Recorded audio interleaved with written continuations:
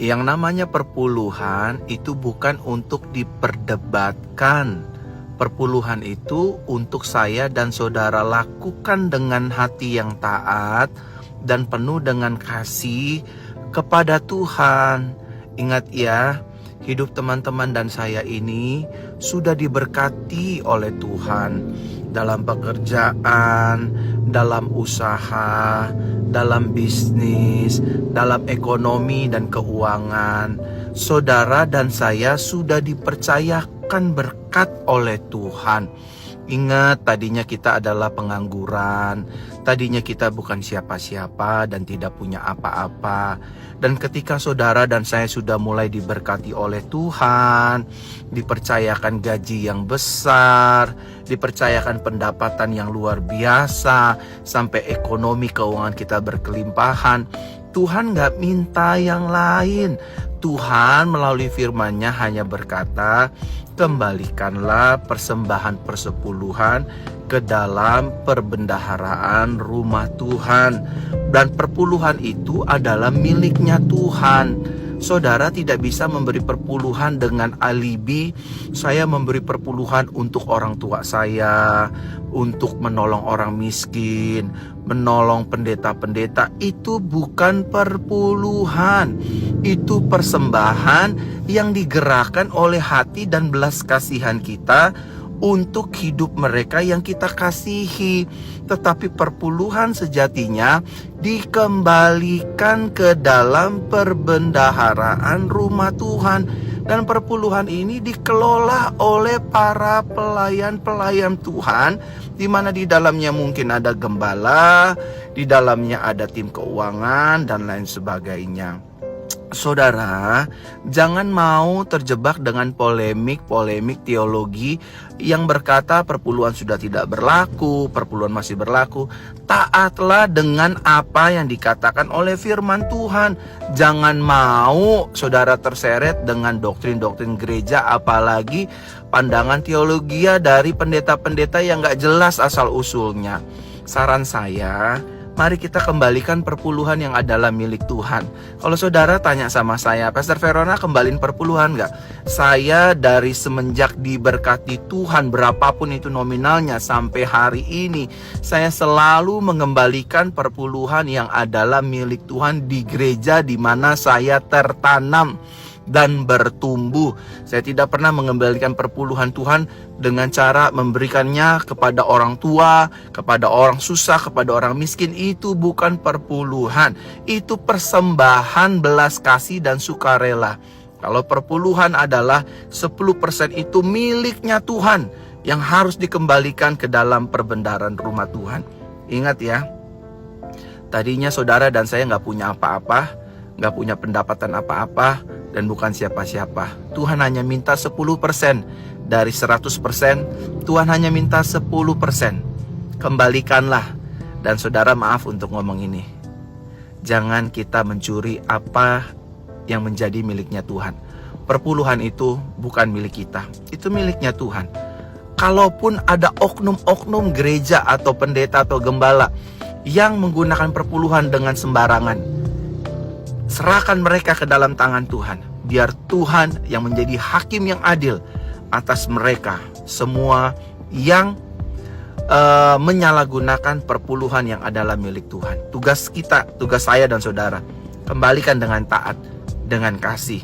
Nanti lihat, firman-Nya pasti akan digenapi.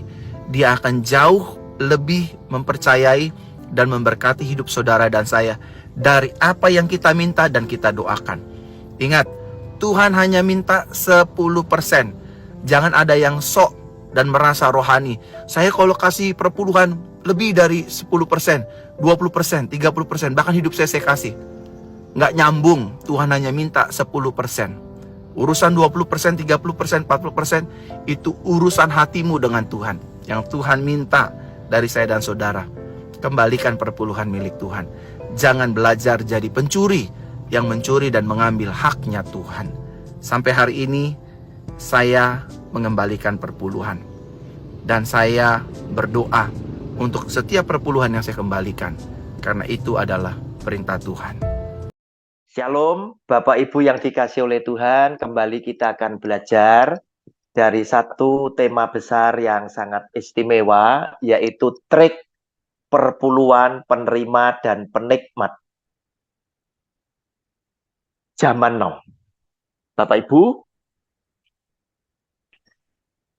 video yang ketiga, subtemanya adalah Tuhan mengutuk bangsa Israel dan para imam melalui Maleakhi 3 ayat yang ke-10.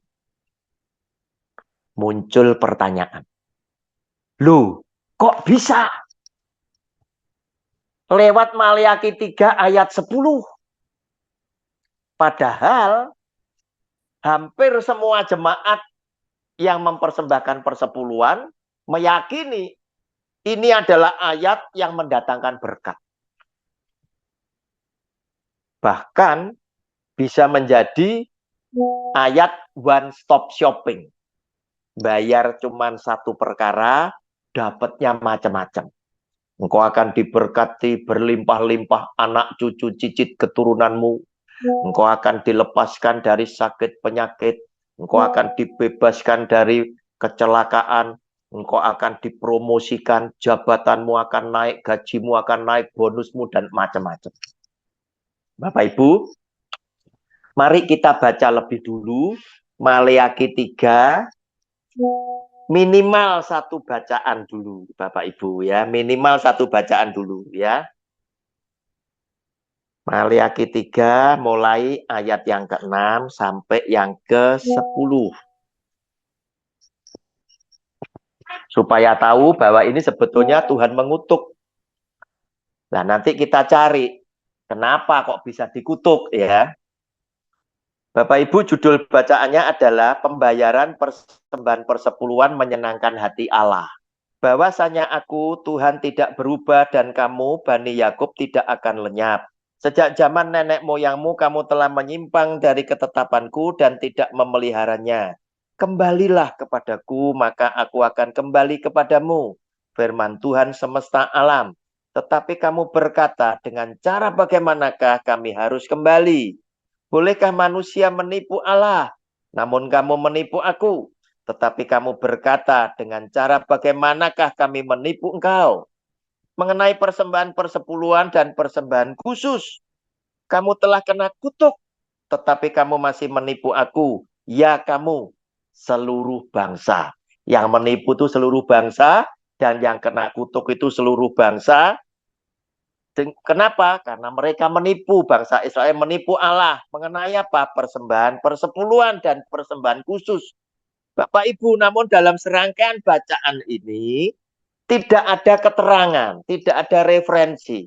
Bangsa Israel itu menipu, itu caranya seperti apa? Hingga Tuhan itu marah. Sehingga Tuhan mengutuk. Dan dia ingin bangsa Israel itu kembali bertobat. Persembahan persepuluhan itu kembali kamu bayar. Dan itu akan menyenangkan hati Allah. Tetapi kita ingin tahu, mengapa menyenangkan hati Allah? Karena di sini tidak ada keterangannya, Bapak Ibu, maka saya mengajak Maleakhi itu kan cuma 4 pasal. Ketika kita membaca satu perikop, satu bacaan, itu tidak mendapatkan keterangan sehingga tidak bisa jelas, kita harus membaca ayat-ayat sebelumnya. Oleh karena itu, saya ingin sambil membaca dan menerangkan ya dengan membaca mulai pasal 1 ayat 1. Nah, terus nanti pasal 2, kemudian pasal 3. Bapak Ibu, kita yakin akan mendapatkan keterangan yang lebih komplit. Namun sebelumnya saya ingin membuktikan lebih dulu bahwa Maleakhi ini adalah hukum Taurat. Termasuk hukum Taurat. Kenapa? Karena ini saya mau membacakan lebih dulu Maleakhi 4 ayat 4 untuk membuktikan bahwa ini termasuk Maleakhi 3 ayat 10 itu termasuk hukum Taurat. Mari, Maleakhi pasal 4 ayat yang keempat. Ingatlah kepada Taurat yang telah kuperintahkan kepada Musa, hambaku di Gunung Horeb untuk disampaikan kepada seluruh Israel, yakni ketetapan-ketetapan dan hukum-hukum. Bapak Ibu, Taurat disebut di Maleakhi 4 ayat 4. Artinya Nabi Maleakhi ya dipakai oleh Allah, dipakai oleh Tuhan menasehati atau menegur bangsa Israel dengan hukum Taurat Musa. Bapak Ibu, sekarang saya akan bacakan lebih dulu ya. Maleakhi 1 ayat 1 sampai dengan ayat 5. Ucapan ilahi firman Tuhan kepada Israel dengan perantaraan Maleakhi. Aku mengasihi kamu, firman Tuhan, tetapi kamu berkata dengan cara bagaimanakah engkau mengasihi kami? Bukankah Esau itu kakak Yakub? Demikianlah firman Tuhan, namun aku mengasihi Yakub, tetapi membenci Esau. Sebab itu aku membuat pegunungannya menjadi sunyi sepi dan tanah pusakanya aku jadikan padang gurun. Apabila Edom berkata, kami telah hancur, tetapi kami akan membangun kembali reruntuhan itu, maka beginilah firman Tuhan semesta alam. Mereka boleh membangun, tetapi aku akan merobohkannya. Dan orang akan menyebutkannya daerah kefasikan dan bangsa yang kepadanya Tuhan murka sampai selama-lamanya. Matamu akan melihat dan kamu sendiri akan berkata, Tuhan Maha Besar sampai di luar daerah Israel. Bapak Ibu, terbukti bahwa Tuhan itu sangat mengasihi kepada Israel. Tetapi Israel selalu membantah Tuhan di dalam kitab Maleakhi ini. Israel selalu tidak taat, selalu melawan Tuhan. Tetapi Tuhan selalu ingin Israel kembali. Bapak Ibu, kemudian kita baca lagi ya. Ayat 6 sampai dengan 14. Judulnya pencemaran korban-korban. Ini dilakukan oleh bangsa Israel dan para imam. Imam yang mengajar bangsa Israel, ajaran itu akan menunjukkan sikap, ya, menunjukkan perilaku. Nah, ini dilakukan oleh para imam dan bangsa Israel. Seorang anak menghormati bapaknya dan seorang hamba menghormati tuannya. Jika aku ini bapa, di manakah hormat yang kepadaku itu? Jika aku ini tuan, di manakah takut yang kepadaku itu? Firman Tuhan semesta alam kepada kamu, hai para imam yang menghina namaku. Tetapi kamu berkata, dengan cara bagaimanakah kami menghina namamu? Kamu membawa roti cemar ke atas mezbahku, tetapi berkata, dengan cara bagaimanakah kami mencemarkannya? Dengan cara menyangka meja Tuhan boleh dihinakan. Apabila kamu membawa seekor binatang buta untuk dipersembahkan, tidakkah itu jahat? Apabila kamu membawa binatang yang timpang dan sakit, tidakkah itu jahat? Cobalah menyampaikannya kepada bupatimu. Apakah ia berkenan kepadamu? Apabila menyambut engkau dengan baik, apalagi menyambut engkau dengan baik, firman Tuhan semesta alam. Maka sekarang, cobalah melunakkan hati Allah, supaya ia mengasihani kita. Oleh tangan kamulah terjadi hal itu. Masakan ia akan menyambut salah seorang daripadamu dengan baik, firman Tuhan semesta alam. Sekiranya ada di antara kamu yang mau menutup pintu, supaya jangan kamu menyalakan api di mezbahku dengan percuma. Aku tidak suka kepada kamu, firman Tuhan semesta alam. Dan aku tidak berkenan menerima persembahan dari tanganmu. Sebab dari terbitnya sampai kepada terbenamnya matahari, namaku besar di antara bangsa-bangsa. Dan di setiap tempat dibakar dan dipersembahkan korban bagi namaku, dan juga korban sajian yang tahir. Sebab namaku besar di antara bangsa-bangsa, firman Tuhan semesta alam. tetapi kamu ini menajiskannya. Karena kamu menyangka meja Tuhan memang cemar dan makanan yang ada di situ boleh dihinakan.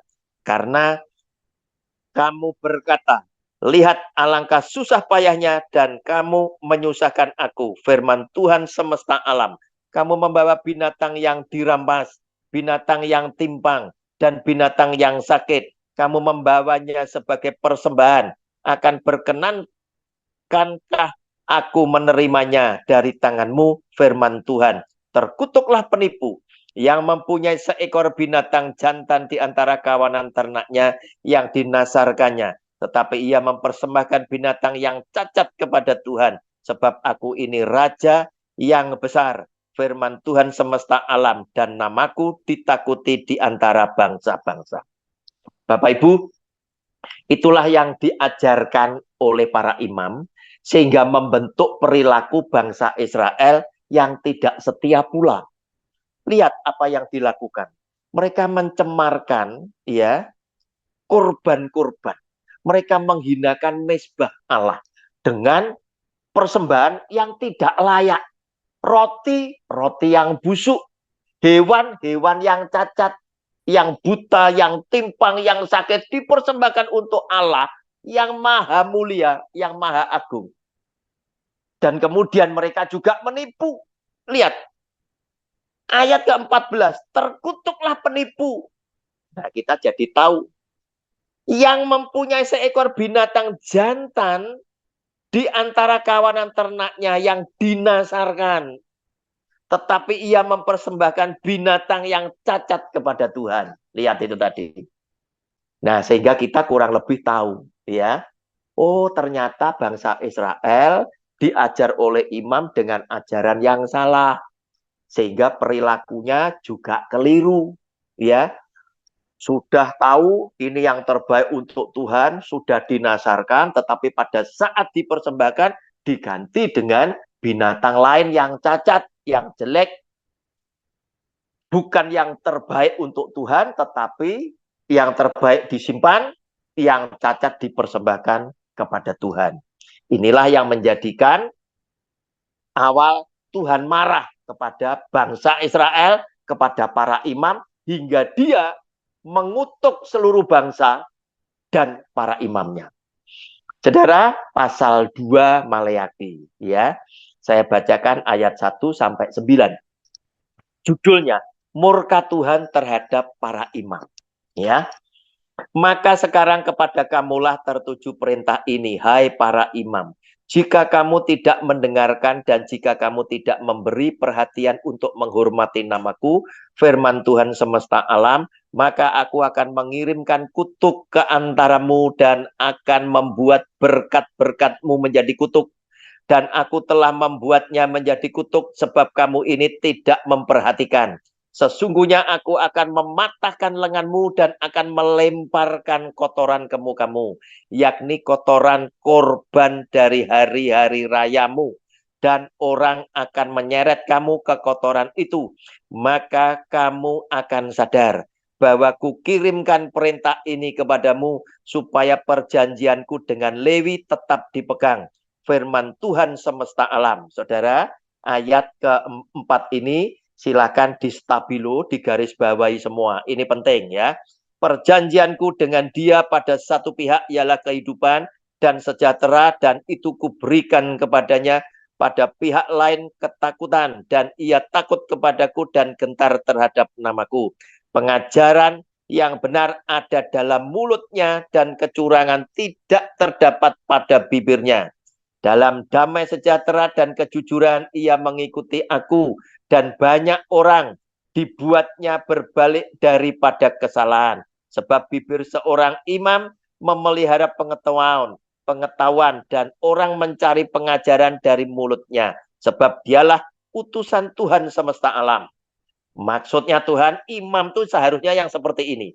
Tetapi kamu, imam yang akan dipatahkan lengannya, yang akan dilempari dengan kotoran, tetapi kamu ini menyimpang dari jalan. Kamu membuat banyak orang tergelincir dengan pengajaranmu. Kamu merusakkan perjanjian dengan Lewi, firman Tuhan semesta alam. maka aku pun akan membuat kamu hina dan rendah bagi seluruh umat ini. Oleh karena kamu tidak mengikuti jalan yang kutunjukkan, tetapi memandang bulu dalam pengajaranmu. Bapak Ibu, lihat apa yang dilakukan oleh para imam. Mereka tidak mengajarkan seperti utusan Allah. Sehingga bangsa Israel itu berperilaku juga tidak berkenan di hati Allah.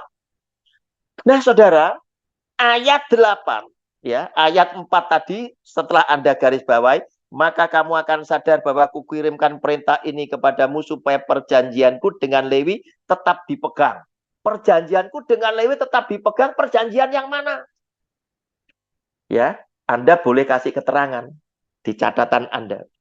Nah, lihat ayat 8. Tetapi kamu ini menyimpang dari jalan, kamu membuat banyak orang tergelincir dengan pengajaranmu, kamu merusakkan perjanjian dengan Lewi, firman Tuhan semesta alam. Perjanjian yang mana? Bapak Ibu, inilah yang mengakibatkan ya persepuluhan itu macet. Nah, perjanjian mana? Ayat ke-8 itu diberi keterangan ya. Bilangan pasal 18 ayat 19 sampai 21.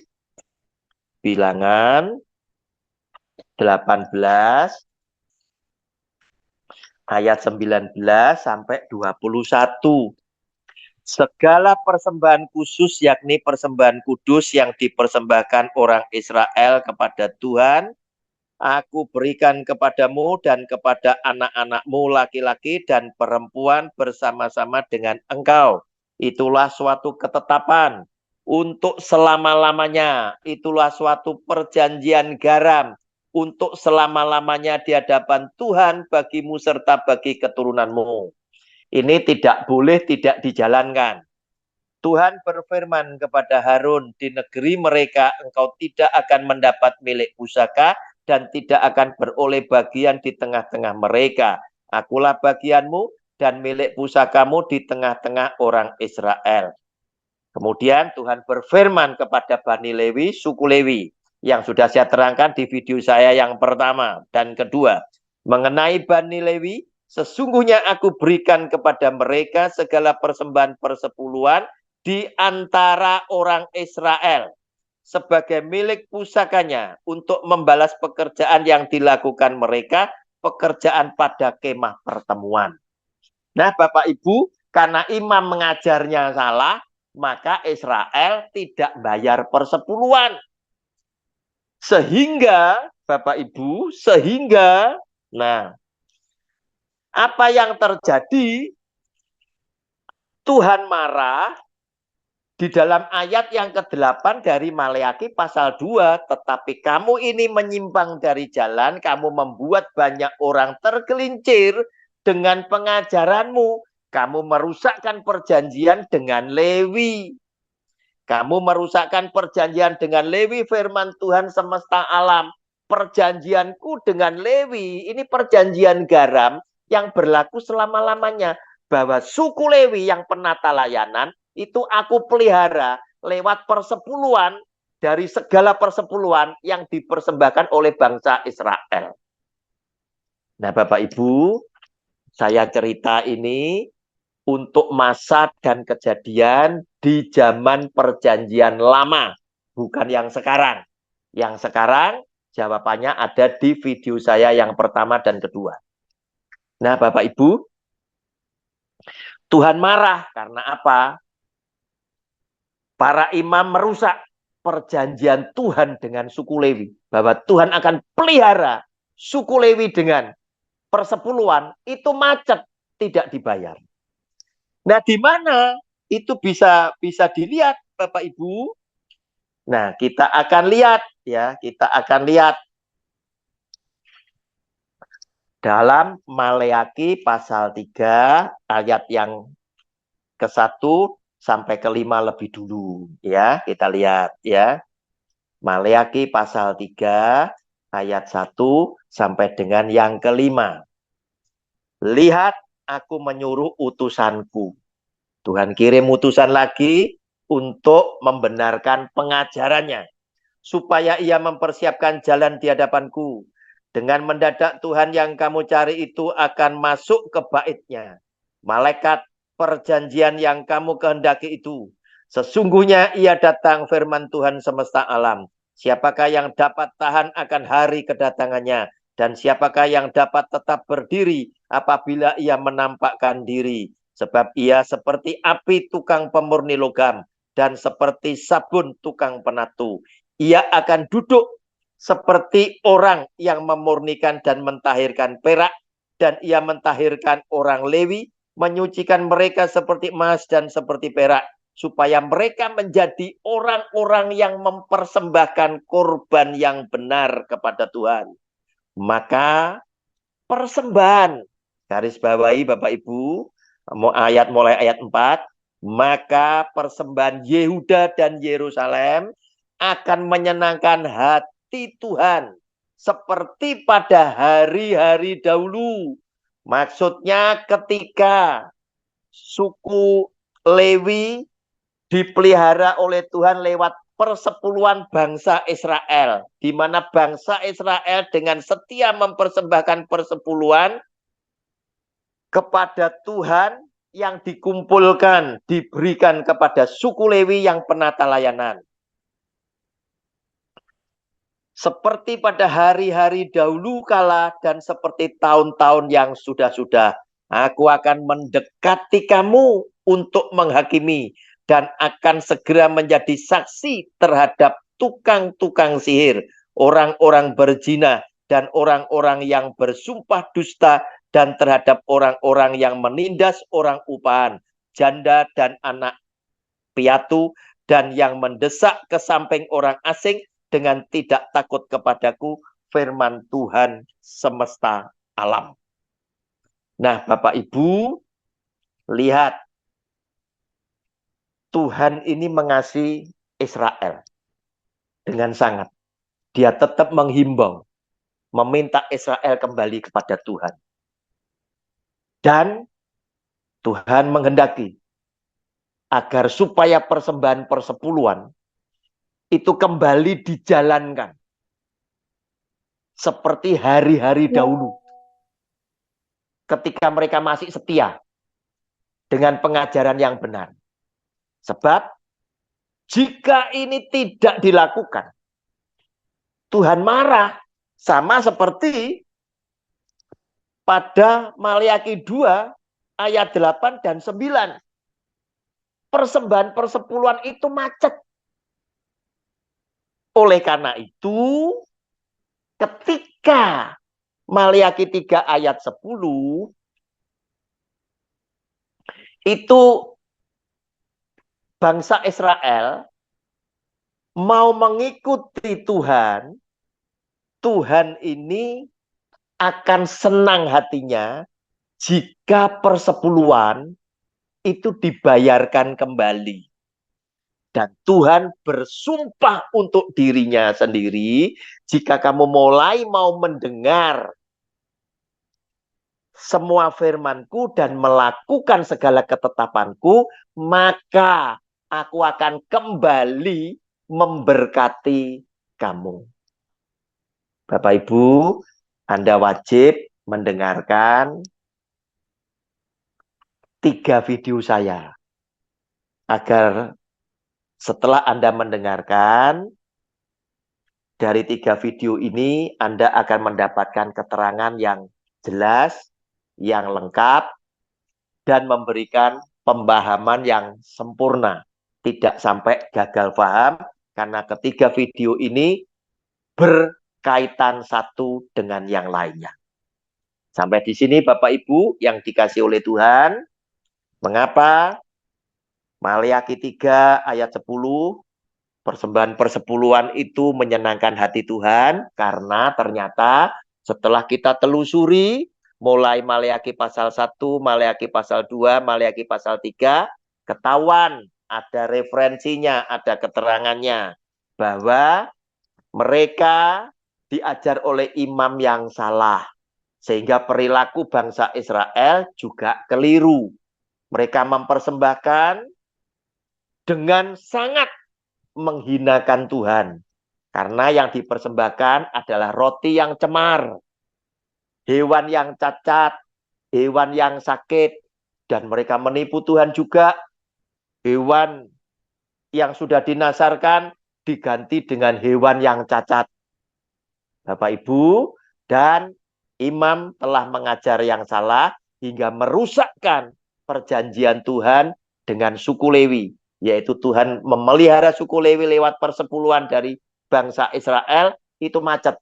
Oleh karena itu, kita tahu di dalam Maleakhi pasal 3 ayat 10, jika persepuluhan itu engkau bayar kembali, itu menyenangkan hati Tuhan dan Tuhan bersumpah untuk dirinya sendiri. Jika engkau mendengarkan firman-Ku dan melakukan segala ketetapan-Ku, maka aku kembali akan memberkati orang Israel. Bapak Ibu, demikianlah video yang saya bisa berikan. Semoga ini memberkati kita semuanya.